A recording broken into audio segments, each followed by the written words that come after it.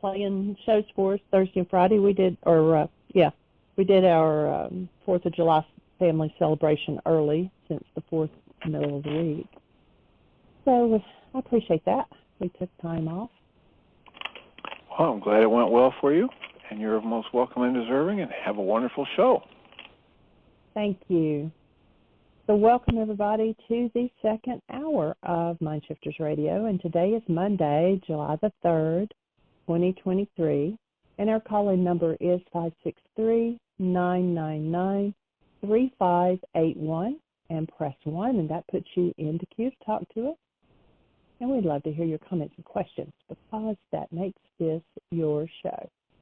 And we'll give Michael a moment to dial in, and I'll just say again, thank you for the time that we took off. We went down to your family farm to the river and played with kids and met a bunch of cousins we hadn't seen in several years because we missed the last couple years because of Dad. In his situation, we didn't go to the reunion, so it was nice to get back down there. And so I guess we will start reading again from the Untethered Soul by Michael Singer. And we are over to chapter 11 now. And the title of this one is Pain, the Price of Freedom. So one of the essential requirements for true spiritual growth and deep personal transformation is coming to peace with pain. No expansion or evolution can take place without change, and periods of change are not always comfortable. You know, Michael often says it's not Dr. Feelgood. Change involves challenging what is familiar to us, kind of like what Dr. Tim was just saying, and daring to question our traditional needs for safety, comfort, and control. This is often perceived as a painful experience. Becoming familiar with this pain is part of your growth. Even though you may not actually like the feelings of inner disturbance, you must be able to sit quietly inside and face them if you want to see where they come from. And again, that's what we talk about, doing the reality management and digging down to the root. Once you can face your disturbances, you will realize that there is a layer of pain seated deep in the core of your heart. This pain is so uncomfortable, so challenging, and so destructive to the individual self, as a lowercase self, that your entire life is spent avoiding it.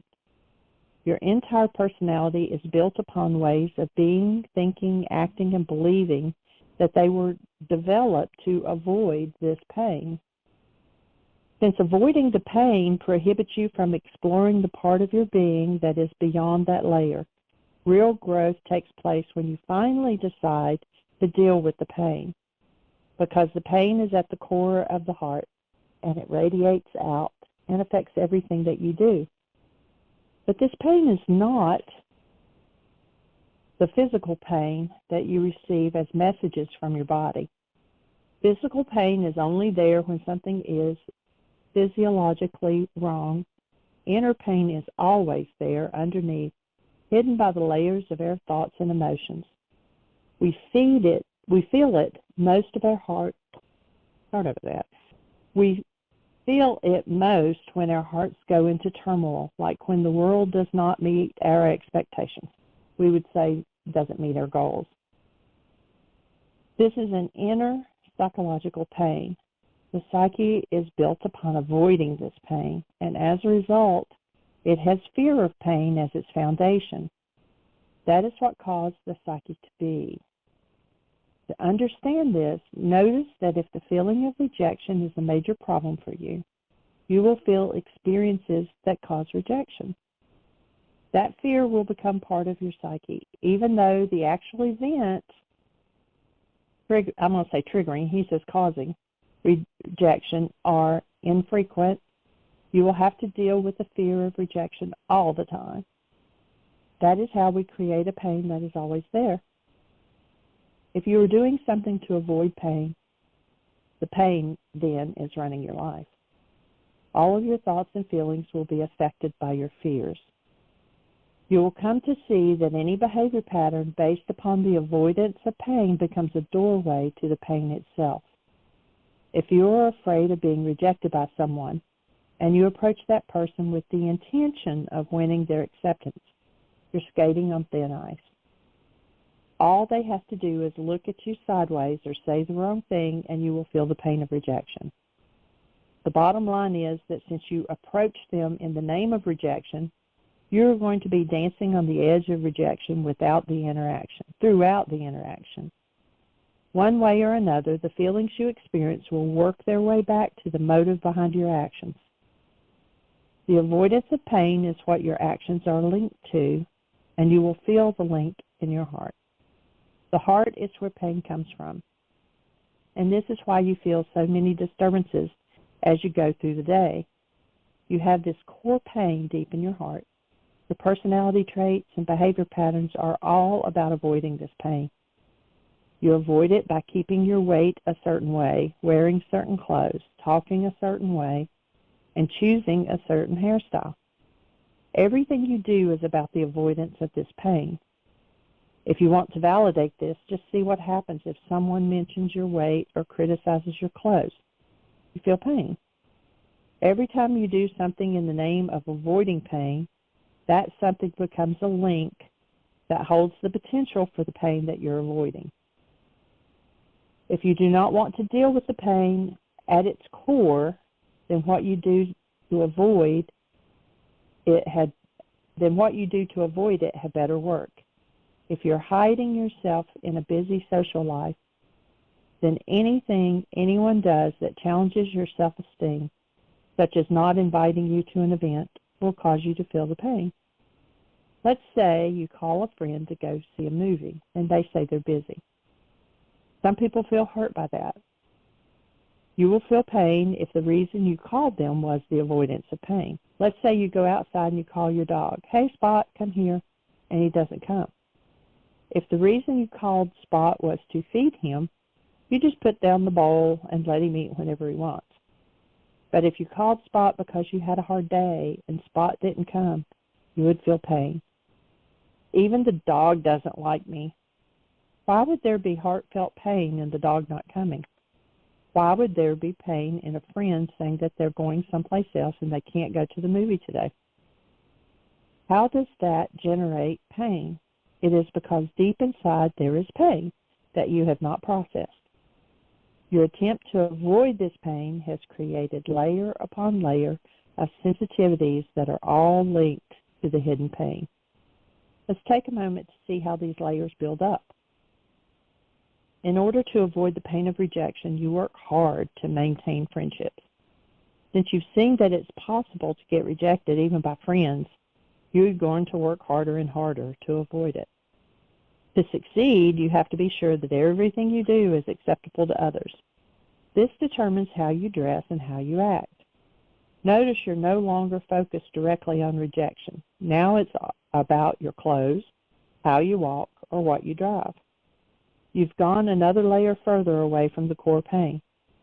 If somebody comes up to you and says, "Wow, I thought you could afford a nicer car than that," you feel a disturbing reaction. How could that cause pain? What's the big deal if somebody says something about your car? You have to ask yourself what it is that reacted in your heart. What is that feeling? Why is it happening? People don't normally ask why. They just try to keep it from happening.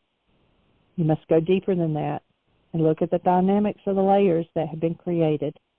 At the core, there is pain. Then in order to avoid the pain, you try to stay busy with friends and hide in their acceptance. That's the first layer out. And then in order to assure your acceptance, you try to present yourself a certain way so that you can win friends and influence people. That's another layer out. Each layer is attached to the original pain. That is why simple, everyday interactions can affect you so much. If the core pain was not the motivation behind proving yourself each day, what people say would not affect you.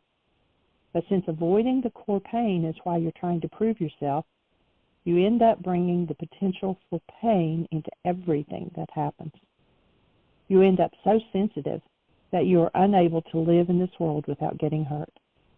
You cannot even interact with people or do other normal daily activities without events affecting your heart. If you watch carefully, you'll see that even simple interactions often cause some degree of pain, insecurity, or general disturbance. To get some distance from this, you first need to get some perspective. Walk outside on a clear night and just look up in the sky.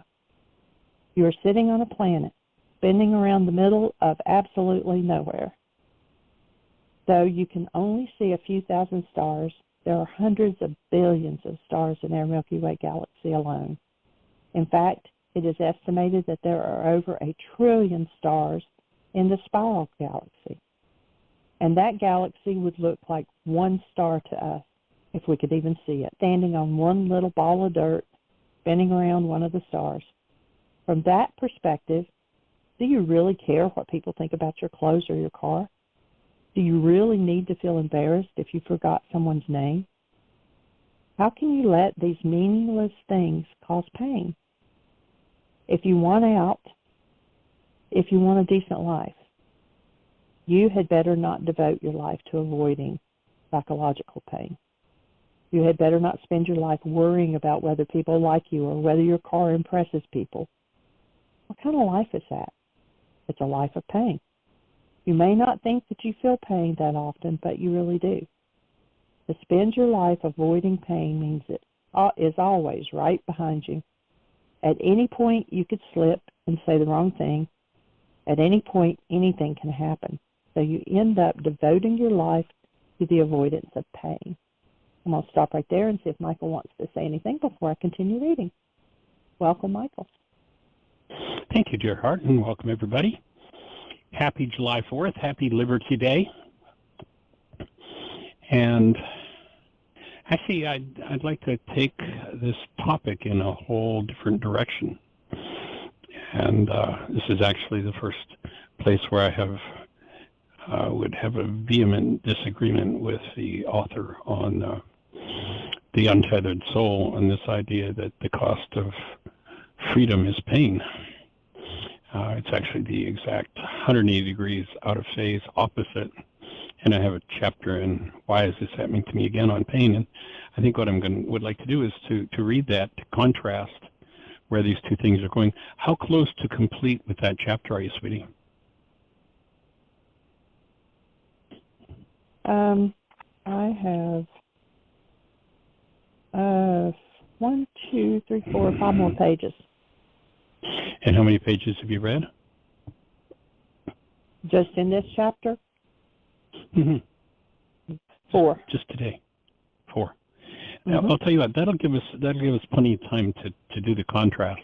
I'd like to get the whole picture that he's presenting, but I'll just ask everybody just take a look as you're listening that the pain is about engaging in different forms of disintegrative energy, hostility, or fear. It's a system warning us. Freedom is the cost of freedom is not pain. Actually, it's just totally, completely the other way around. The cost of living a life that's off the mark, living a life that was not designed for love to live, a life of hostility or fear, is the reason for pain. Yes, facing that pain will take you to liberty. And there's a big difference between liberty and, many people want freedom. We have a freedom march. We want freedom. But you'll notice that they didn't have a freedom bell. They had a liberty bell, because there is no such thing as freedom. That's a myth. Everything has a result tied to it. You're never free from the results of your behavior. So there's always an energetic result from every energy that we engage in, and we have perfect liberty. No freedom, perfect liberty. You can do whatever you want, whenever you want to do it, unless, of course, you're restrained by a court order or a jail cell or whatever. But you have the liberty to engage in hostility, fear, rage, guilt, grief, trauma, and trauma, and you will experience pain, not because of a lack of freedom, but because you've engaged in an energy that your system is warning you is going to cause you pain. And the purpose of pain is to make your ears grow, to get you to hear what you're doing to yourself. So how about let's get the whole picture of this chapter, if you'd go ahead and complete, and then I'm going to delve into the purpose of pain chapter in why is this happening to me again. I think there'll be a fun contrast and comparison. Unless anybody's out there with a question for us, and if you do, push one and we'll have a conversation about it. Otherwise, let's rock it. No hand up, so okay. Okay. So once you look inside yourself and start to own this, you will see that you are back to the same two foundational choices. One choice is to leave the pain inside and continue to struggle with the outside. The other choice is to decide that you don't want to spend your entire life avoiding the inner pain. You'd rather get rid of it. Few people ever dare to turn the process inside like this. Most people don't even realize that they are running around with pockets of pain inside that need to be worked out. Do you really want to carry that inside and have to manipulate the world to avoid feeling it? What would your life be like if it wasn't run by the pain? You would be free. You could walk around this world completely free, just having fun, just being comfortable with whatever happens. You can actually live a full life of interesting experiences and just enjoy these experiences, whatever they are. In essence, you can simply live your life and experience what it's like to be on a planet that is spinning around in the middle of nowhere until you die. And cancel that thought. To live at this level of freedom, you must learn not to be afraid of inner pain and disturbance. As long as you're afraid of the pain, you will try to protect yourself from it. The fear will make you do that. If you want to be free, simply view inner pain as a temporary shift in your energy flow. There's no reason to fear this experience. You must not be afraid of rejection or of how you would feel if you got sick or if someone died or if something else went wrong. You cannot spend your life avoiding things that are not actually happening, or everything will become negative. All you will end up seeing is how much can potentially go wrong. Do you have any idea how many things can cause inner pain and disturbance? Probably more than there are stars in the sky. If you want to grow and be free to explore life, you cannot spend your life avoiding the myriad things that might hurt your heart or mind. You must look inside yourself and determine that from now on, pain is not a problem. It is just a thing in the universe. Somebody can say something to you that can cause your heart to react and catch fire, and then it will pass. It's a temporary experience. Most people can hardly imagine what it would be like to be at peace with inner disturbance. But if you do not learn to be comfortable with it, you will devote your life avoiding it. If you feel insecurity, it's just a feeling. You can handle the feeling. If you feel embarrassed, it's just a feeling. It's just a part of creation. If you feel jealousy and your heart burns, just look at it objectively, like you would a mild bruise. It's a thing in the universe that is passing through your system. Laugh at it. Have fun with it. But don't be afraid of it. It cannot touch you unless you touch it. Let's explore this by first looking at a basic human tendency.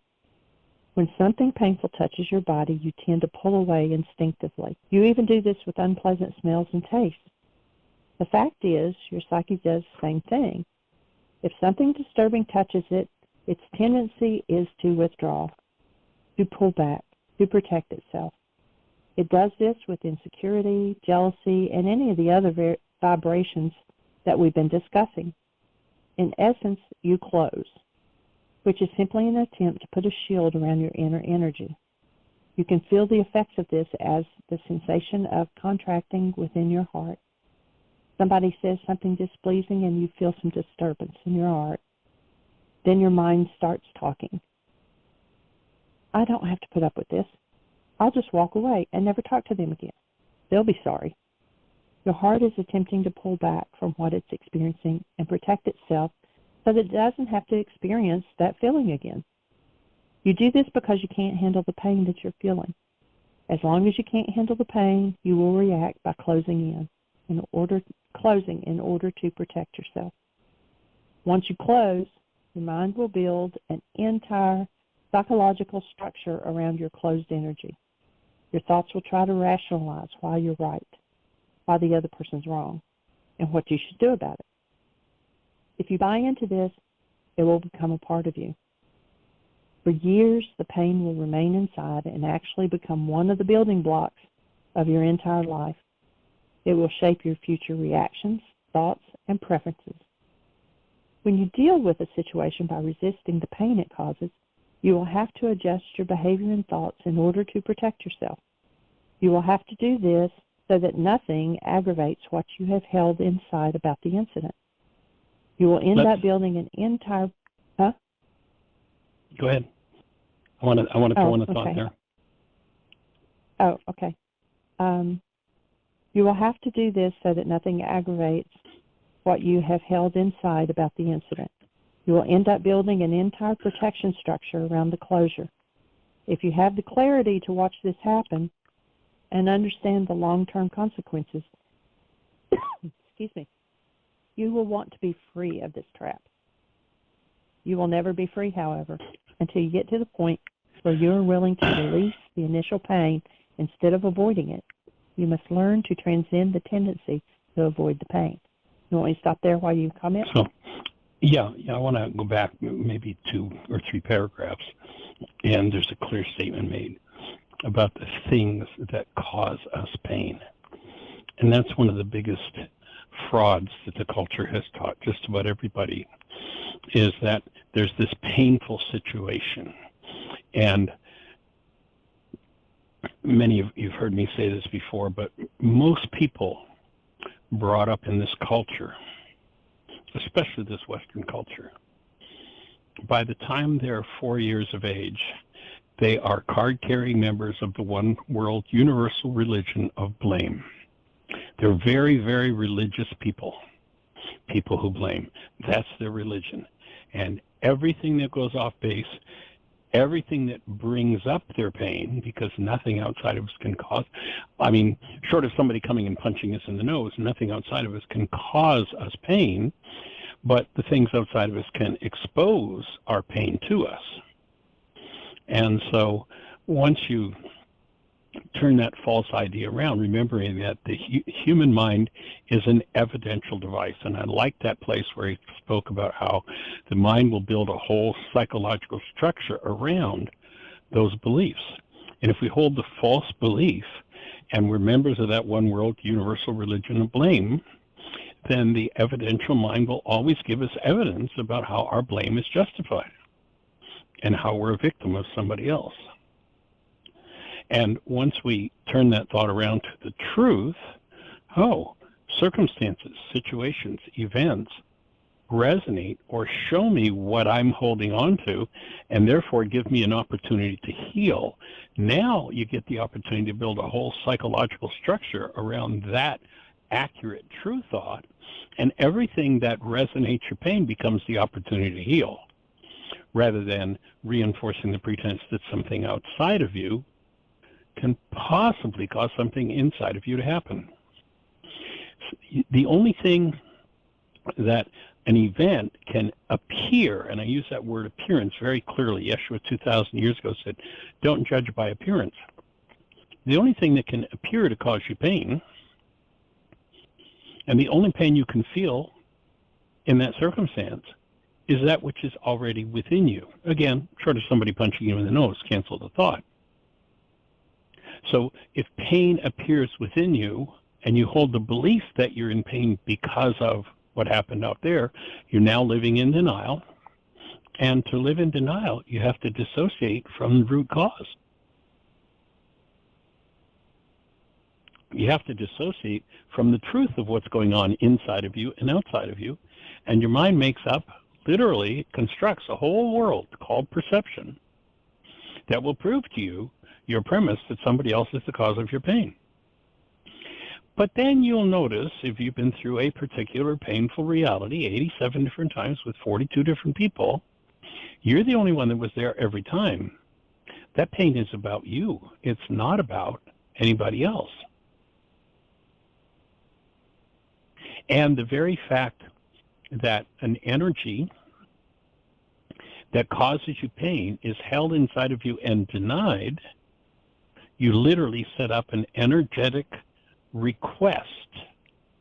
Literally, a measurable high energy wave leaves the mind saying, I need somebody to blame for this pain. Would somebody please do something that will help me to remember that they are the cause of my pain? Literally, that measurable energy wave radiates all the time that we live in blame. And because the universe is a universe of resonance, and in the human realm, resonance creates motion toward somebody's going to show up and do whatever it is that will resonate that pain. If you stay in denial, if you hold to the belief that that out there is the cause of what's going on in here, then the real cause you have to dissociate from. In order to convince yourself, in order for the evidential mind to tell you it's lie, and when you fill the mind with a lie and call the lie truth, you're now living in blockage of truth. The truth will not be available to you in that state until correction occurs. So once the mind starts to lie, remember that Harvard research that says that in a time frame where 10,000 brain cells fire, there's a maximum of 9 bits of data that is available to you consciously. That's all you get to see. That's what your perception is constructed from. Now, no matter how you cut it, when you're looking at 9 bits of data out of 10,000 brain cells firing, you're looking at BS, belief system. Maybe you have a different reality for those initials. If so, then you just proved my point. The mind is an evidential device, and it will always serve up the evidence that you demand it to. And if you want to live in BS all your life, keep blaming, keep saying it's all somebody else's fault, and you'll get to live there, and your mind will give you all the evidence that you need. But again, if you've been through it 87 different times with 42 different people, you might want to start to notice that you're the one that was there every time. When you start to change your BS, you could use either meaning for those initials now, then your mind will give you evidence of truth. I've been through this so many times and been blaming everybody. Maybe I need to look at me. Okay, mind, I recognize that if I'm in pain, my thinking is in error, and I need correction. Now I get to move to a whole different set of evidential realities. And those evidential realities will move me toward healing. And it'll all be because I was motivated by pain. Again, the purpose of pain is to make your ears grow, to get you to start looking at and listening to what you're doing to yourself. Because pain is sin. S-I-N, self-inflicted nonsense. We do it to ourselves. And in the Aramaic language, the archery term, sin, or the sin is an archery term, which literally means when you fired at the target and you missed a bullseye, the scorekeeper yelled, sin, you're off the mark. That's the cause of pain. And so when you understand that, then you start to look for the evidence of the energies in you that are off the mark, and you begin to open the whole unconscious dynamic, not only of your life, but of your generations. And it's a pretty significant step to take.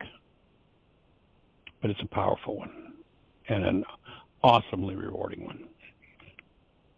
So go for it, honey. Thank you.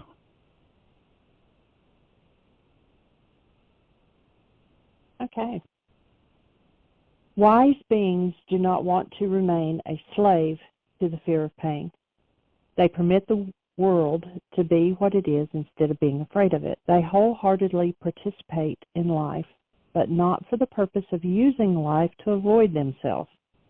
If life does something that causes, or in their words, triggers, a disturbance inside of you, instead of pulling away, let it pass through you like the wind. After all, things happen every day that cause, we say trigger, inner disturbance. At any moment you can feel frustration, anger, fear, jealousy, insecurity, or embarrassment. If you watch, you will see that the heart is trying to push it all away. If you want to be free, you have to learn to stop fighting these human feelings. When you feel pain, simply view it as energy. Just start seeing those inner experiences as energy passing through your heart and before the eye of your consciousness. then relax. Do the opposite of contracting and closing. Instead, relax and release. Relax your heart until you're actually face-to-face with the exact place where it hurts. Stay open and receptive so that you can be present right where the tension is. You must be willing to be present right at the place of the tightness and pain, and then relax and go even deeper. This is formation. But you will not want to do this. You will feel tremendous resistance to doing this, and that's what makes it so powerful. As you relax, feel the resistance. The heart will want to pull away, to close, to protect, to defend. Keep relaxing. Relax your shoulders. Relax your heart. Let go and give room for the pain to pass through you. Just energy. Just see it as energy and let it go. If you close around the pain and stop it from passing through, it will stay with you. It will stay in you. That is why a natural tendency to resist is so counterproductive. If you don't want the pain, why do you close around it and keep it? Do you actually think that if you resist, it will go away? It's not true. If you release and let the energy pass through, then it will go away. If you relax when the pain comes up inside your heart, actually dare to face it, it will pass. Every single time you relax and release, a piece of the pain leaves forever. And yet every time you resist and close, you are building up the pain inside. It's like a strain. You are then forced to use the psyche to create a layer of distance between you, who experiences the pain, and the pain itself. That is what all the noise inside your mind, an attempt to avoid the stored pain. If you want to be free, you must first accept that there is pain in your heart. You have stored it there, and you've done everything that you can think of to keep it there, deep inside, so that you never have to feel it. There's also tremendous joy, beauty, love, and peace within you, but they are on the other side of the pain. On the other side of the pain is ecstasy. On the other side is freedom. Your true greatness hides on the other side of that layer of pain. You must be willing to accept pain in order to pass through to the other side. You just accept that it's in there, and you're going to feel it. Accept that. If you relax, it will have its moment before your awareness, and then it will pass. It always does. Sometimes you will notice that it feels hot inside as pain passes. In fact, as you relax into the energy of pain, you may feel tremendous heat in your heart. That is the pain being purified from your heart. Learn to enjoy that burning. It's called the fire of yoga. It does not seem enjoyable, but you will learn to enjoy it because it's freeing you. In truth, pain is the price of freedom. At the moment you are willing to pay that price, you will no longer be afraid. The moment you are not afraid of the pain, you will be able to face all of life's situations without fear. Sometimes you will go through deep experiences that bring up intense pain inside of you. If it's in there, it's going to come up. If you have any wisdom, you will leave it alone and not try to change your life to avoid it. You will just relax and give it the space it needs to release and burn through you. You do not want this stuff inside your heart. To feel great love and freedom, to find the presence of God within you. All of this stored pain must go. It is in this inner work that spirituality becomes a reality. Spiritual growth exists in that moment when you are consciously willing to pay the price of freedom. You must be willing at all times, in all circumstances, to remain conscious in the face of pain and to work with your heart by relaxing and remaining open. Remember, if you close around something, you will be psychologically sensitive about that subject for the rest of your life. Stored it inside of you, you will be afraid that it will happen again. But if you relax instead of closing, it will work its way through you. If you stay open, the blocked energy inside of you will release naturally and you will not take on any more. This is the core of spiritual work. When you are comfortable with pain passing through you, you will be free. This world will never be able to bother you again because the worst the world can do is to hit the pain stored within you. If you don't care, If you are no longer afraid of yourself, you are free. You will then be able to walk through this world more vibrant and alive than ever before. You will feel everything at a deeper level. You will begin to have truly beautiful experiences rise up within you. Eventually, you will understand that there is an ocean of love behind all of this fear and pain. That force will sustain you by feeding your heart from deep within. Over time, you will form an intensely personal relationship with this beautiful inner force. It will replace the relationship you currently have with inner pain and disturbance. Now, peace and love will run your life. When you pass beyond the layer of pain, you will finally be free from the binds of the psyche. And that's the end of that chapter. Sweet. Cool.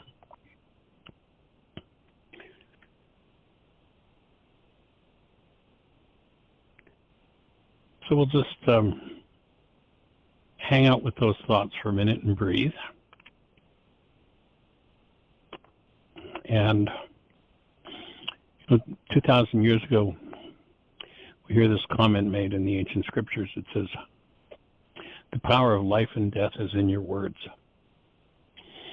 And clarifying and getting your words and your mind to lock into truth becomes key. Half-truths are not truths. And so I hear lots of acknowledgement there of, the pain's stored, it's within, but then the event causes it. And because the mind is evidential, the words you use tell your mind what evidence it's allowed to show you.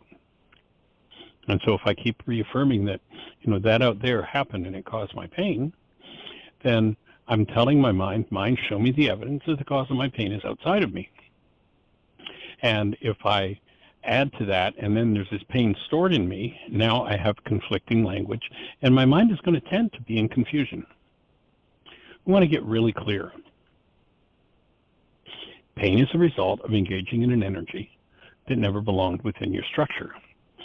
And so the thought occurred to me as you started to read, and especially, Jeanie, when I heard the title of the chapter in the Untethered Soul, that it might be interesting to just juxtapose this chapter from Why Is This Happening to Me Again?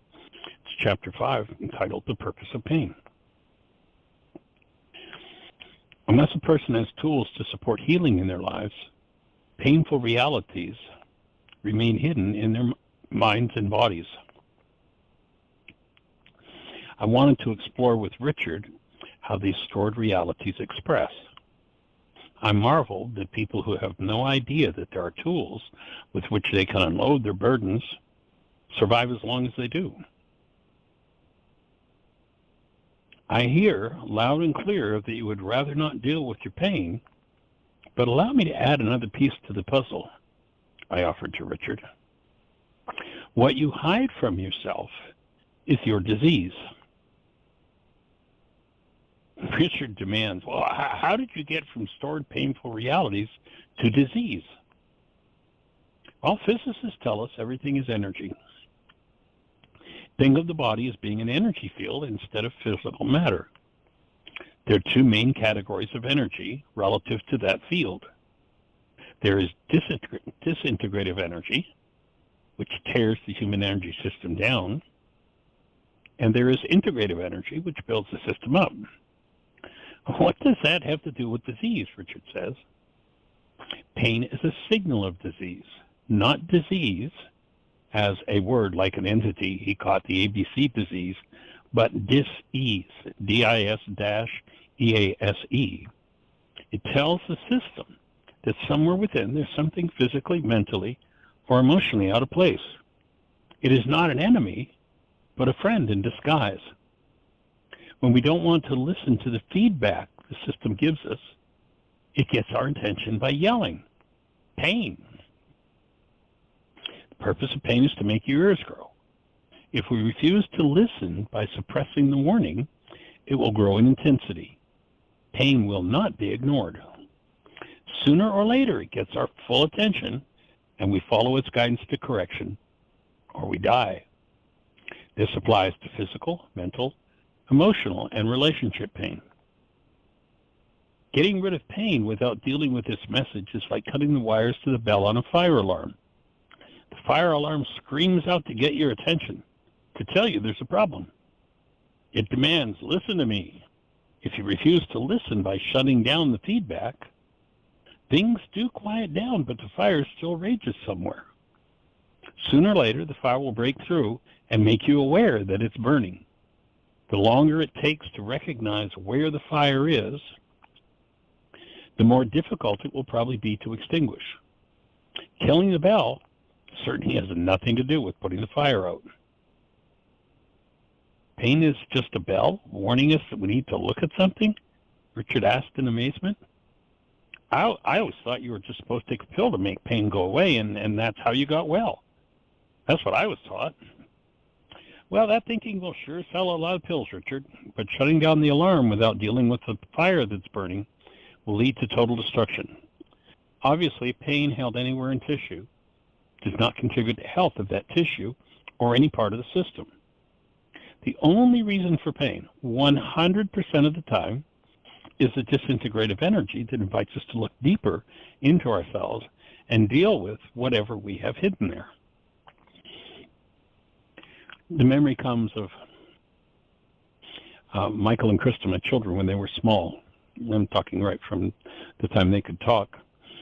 We taught them that life was energy, and their bodies were energy. And if you banged into the wall and your arm hurt, the reason your arm hurt is because an energy of that collision was put into tissue, and it was an energy that was not designed to support the tissue. And so you got a warning, pain. And so what we would do right from the very smallest ages with the kids is if they hurt themselves, they fell and hurt themselves, we'd teach them to take a breath, because you'll notice a kid, when they hurt themselves, shuts their breathing down, take a breath, and literally brush the energy off. So if you fell and hurt your leg, then there was a thought to go with that we taught them, and it was normal, healthy. And so we would teach them to brush the energy from the leg, and at the same time as telling themselves normal, healthy. And breathing, which allows the tissue to soften, open, and let go of the excess energy that the pain is warning them is there. And I remember one time, Michael was probably about 5. Well, actually two different things that happened that were very profound for me, because I've never been able to do it. But one time, Michael cut himself. And he was, maybe 4 or 5, but he'd been taught this right from the beginning. He cut himself, and I watched him. I saw the cut on his hand, and I watched him brush over it and say, normal, healthy, and I watched that cut heal right there before my eyes in a matter of seconds. Gone, disappeared. There was another time when we were at the beach, and there were, what do they call them? Stickers, little, small seed-like pods with barbed edges on them. And we were going down to the beach, and he ran out of the beach and ran into just a whole mess of these stickers. And so his feet were just filled with them. And we picked them up and took them back to the room. Both his mom and I were there. And he instructed us to leave the room. Well, Michael, we'll help you get these. Please leave me alone. Okay. So we walked out of the room. We didn't have any idea how we were going to get these stickers out of his feet. His feet were just filled with them. And we came back in the room about 5 minutes later, knocked on the door. It's okay to come in. Yep. The stickers were gone. And they were gone. They weren't laying there where he'd taken them out. They were gone. Now, I'm not sure exactly what he did, how he did it, but his feet had been filled with these stickers, these barbed hooks that take hold and, are pretty painful. I know that several times over the years, CJ would bring that up and was just like, I'll never understand how that happened or what happened there. But when we start to deal with life as energy and we have that understanding, we will be shown different evidence than the evidence that we have, that our perceptual constructs show us now. And we'll be limited by our perceptual constructs if our understanding is limited. When you start to tell your mind the truth, even though you may not quite believe it yet, or even though you may not be able to manifest it fully, you start to see different evidence. And in that different evidence, there's a whole different possibility.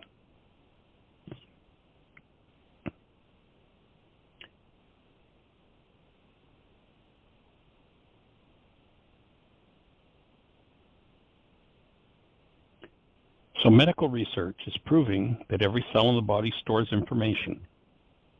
Our disease and our pain come from the energy introduced into tissue by the negative realities we store there, the drugs we use to keep those realities suppressed. The secondary cause of pain is the lifestyle we choose to keep ourselves in a weakened condition. Now, what, Richard Blair? You've got to be kidding. Who would purposely weaken themselves? Think about it, Richard. You can't suppress anything in an energy system that's at full vitality. In order to suppress, something has to shut down the flow of energy in the system so that whatever is hidden remains that way. Show me someone who takes a drug for, let's say, depression. If you remove the drug, what happens? They begin to remember what has been suppressed by the drug and go back into depression, right? Well, that means the drug worked, doesn't it? Without it, they felt depressed. With it, they feel better. Richard rubbed his chin and appeared to be struggling to understand. Well, it depends what you mean by worked, Richard. If sweeping something under the rug is your definition of worked, drugs are doing their job. The action of most drugs, legal and illegal, including caffeine, nicotine, sugar, alcohol, and junk food, is to lower vitality of the system sufficiently so the pain we desire to suppress remains out of conscious awareness.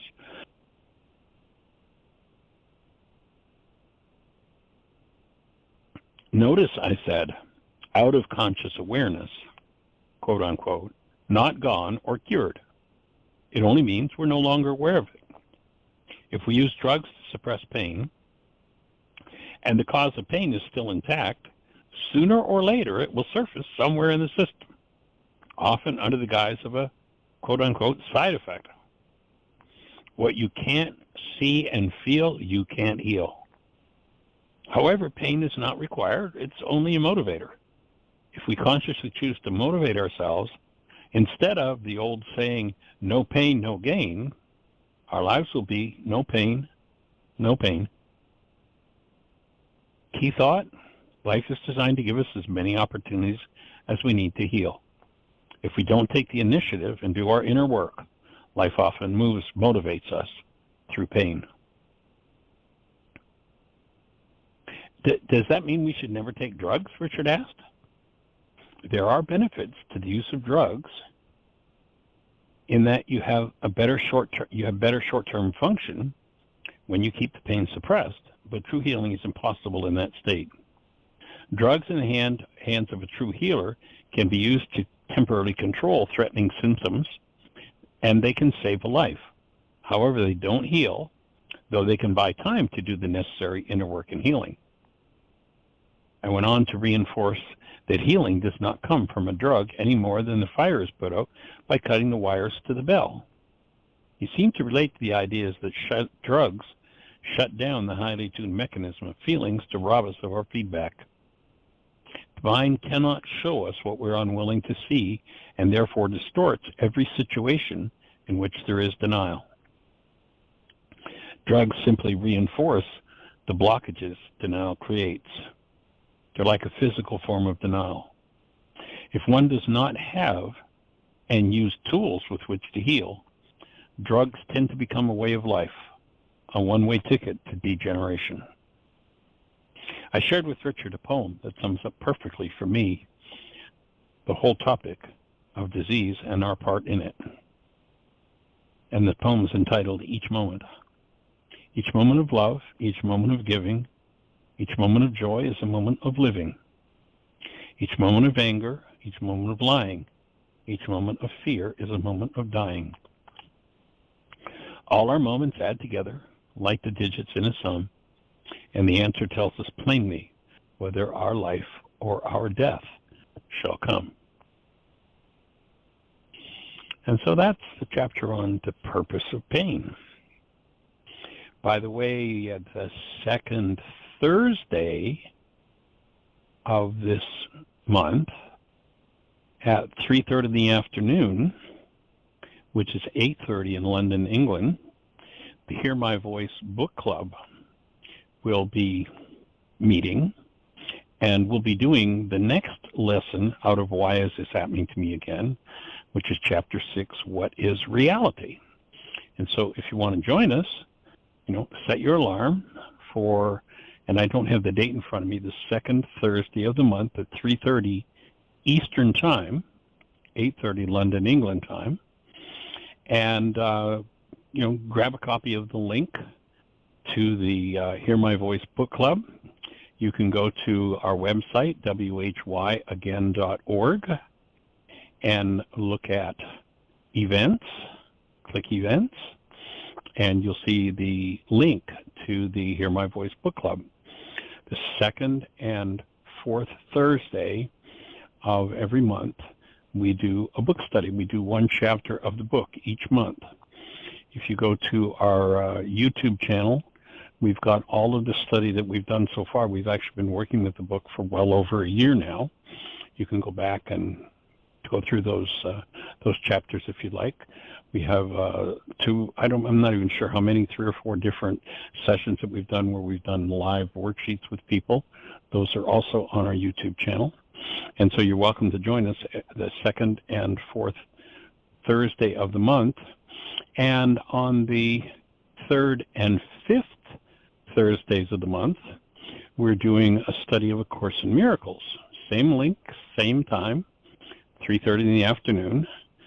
So the third week we're not doing anything, but the second and fourth is a study of Why Is This Happening to Me Again. The first and the fifth week are A Course in Miracles. You're welcome to join us. And again, all of those things are archived on our YouTube channel. So if you're working with the book, Why Is This Happening to Me Again? And by the way, unfortunately, we can't sell you a book much as I would like to. However, you can go to our website. Again, it's whyagain.org. And in the upper left-hand corner, upper left-hand corner is the starting point for working with forgiveness. But if you just look down the page, you'll see a picture of the cover of the book, Why Is This Happening to Me Again? If you click on that, it'll take you to a link where you can download the book in any one of, I'm not even sure how many now, 8 or 9 different languages. So it's there free. And or you can usually find fairly inexpensively, although some people, because the book's out of print, put it up at stupid prices, like we've seen it for $3,000, crazy. But usually on either eBay or Amazon. We sold enough books back 30 years ago when we brought the book out that they're still hanging around. And usually for $3 or $4 or $5 you can buy a copy if you want the physical book. But you can have it for free if you want to just jump on whyagain.org. So any way we can support you, that's what we're here to do. So if you're out there in listener land and that conversation resonates anything for you, or there's an experience you'd like to share, push 1. Let's talk about it. Miss Jeanie, do we have anybody in the phone queue with a hand up or anything happening in the chat room? We do have a hand up. We Awesome. have 2 hands up, actually. Yeah. Cool. So the first one is area code 828. You are on the air. Who do we have?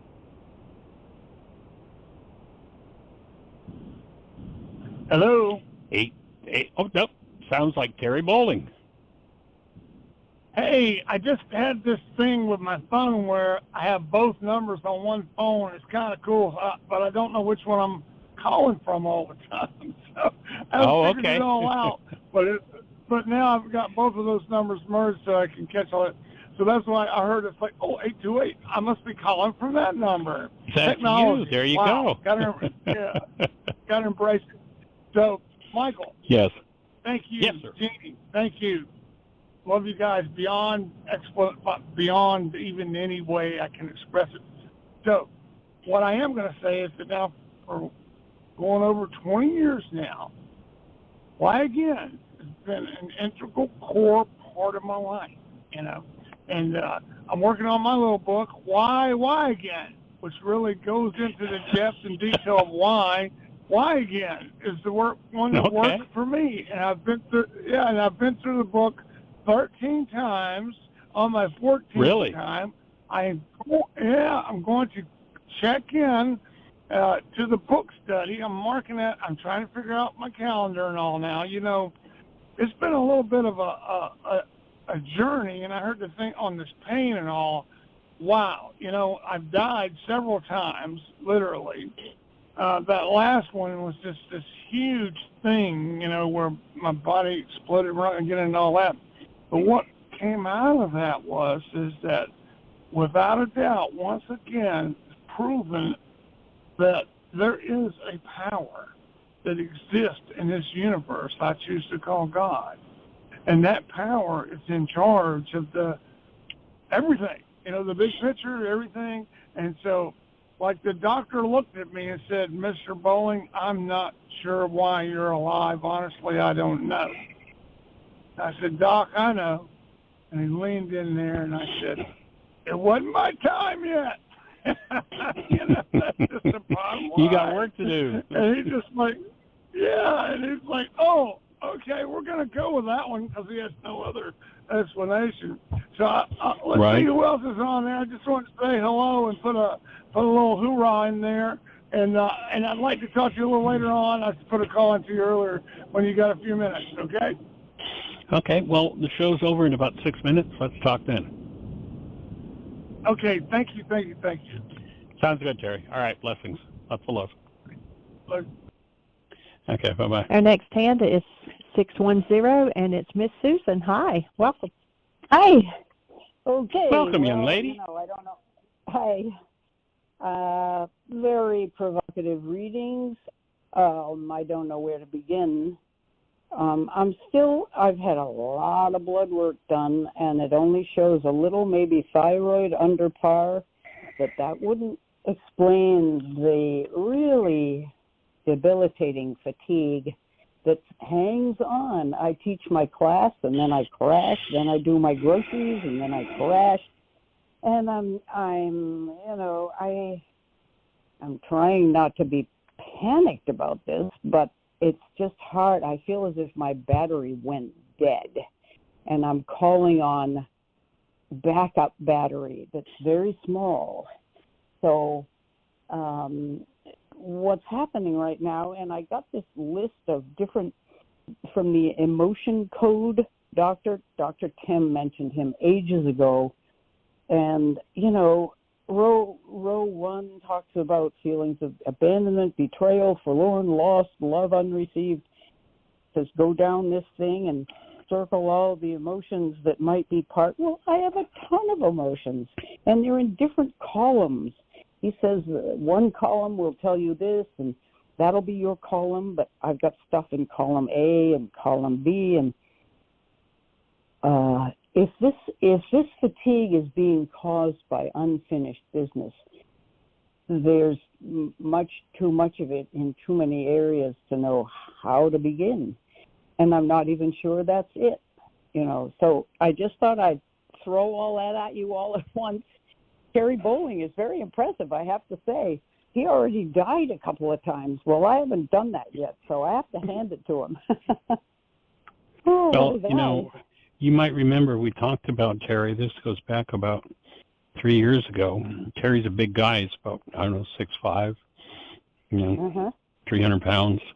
He's a contractor, and he was on the second floor of a building and was carrying something backward, and the railing had been removed, and he went from the second floor flat on his back on a concrete floor. A full story. Oh, my God. And that's what the doctor was talking about. You shouldn't be alive. And I see. he just stuck to it and kept doing his work. He's back to work. He's back to contracting. He's building things. And, Wow. So, now, we just got a minute or two left, and maybe we need to pick this conversation up with tomorrow is once again, remember the questions you ask yourself to determine whether or not your symptoms are healing or disease. Mm-hmm. Right. And, the phone or the radio show just announced that about 10 seconds ago that we're down to 60 seconds. So yeah, I know there really isn't time to get into that. Elimination, doing your work, doing your proper diet, and all that stuff, yeah. So let's open the conversation tomorrow. Okay. With that topic, it'll be good for everybody, and maybe there'll be some wrinkles in it to open a new perspective. Okay, thanks. Yeah. All right. In the meantime, we're extending love in your direction. We appreciate you. Thank you. Thanks for the help. All right. All right. Blessings. Take care. Bye-bye. Yeah. Bye. Everybody, thank you for joining us. Create the best year yet of your eternal life. It's an awesome gift to give the world. And blessings. Bye-bye.